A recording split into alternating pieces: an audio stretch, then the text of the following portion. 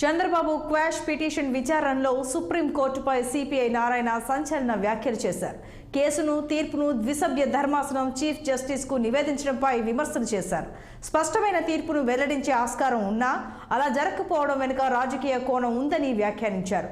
వచ్చే ఎన్నికల్లో పార్టీలు తమకు అనుకూలంగా వ్యవహరించాలనే ఉద్దేశంతోనే బీజేపీ జడ్జిలను ప్రభావితం చేసిందని చెప్పుకొచ్చారు. ఈ కేసులో తీర్పు వచ్చేసరికి మరో 6 నెలలు పడుతుందని, ఈలోగా ఎన్నికలు అయిపోతాయన్నారు. ఏపీలో రాజకీయ పక్షాలకు ఈ కేసు పీక మీద కత్తిలా ఉంటుందన్నారు నారాయణ.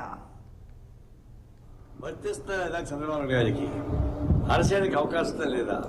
ఇవన్నీ కూడా ఒక ఉత్కంఠపూరితమైన చర్చ జరుగుతూ ఉంది.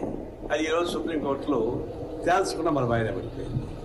వాస్తవానికి ఈ 17A దానిపైన 2 జడ్జెస్ డిఫరెంట్ ఒపీనియన్స్ ఇస్తే దాన్ని సుప్రీంకోర్టుకి పంపించారు. అది ఎప్పుడు తీర్పించాల్సింది. సుప్రీంకోర్టు బెంచ్ ఏర్పాటు చేసుకోవాలా, మళ్ళా సంవత్సరం పడుతుందో ఆధారం తెలియదు. అంటే ఏంటి తతంగం అంతా? రేపు ఎలక్షన్స్ లోపల ఎవరు బీజేపీకి వ్యతిరేకంగా ఎఫెక్ట్ కాకుండా రాజకీయ నాయకులు ఉండాలా, నోట్లుగా ఉండేవాడు డీజేకి అనుకూలంగా ఉండాలా. ఈ పద్ధతుల్లో ప్లాన్ను వర్తించే పద్ధతుల్లో ఇవి వస్తూ ఉన్నాయి. ఇది సహజంగానే ఇది కత్తి ఎలాడుతూ ఉంటుంది పైన ఎన్నికలు అయిపోయేంత వరకు.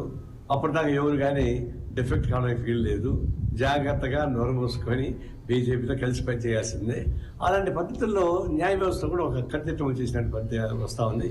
ఇది ఒక విధంగా ప్రజాస్వామ్యానికి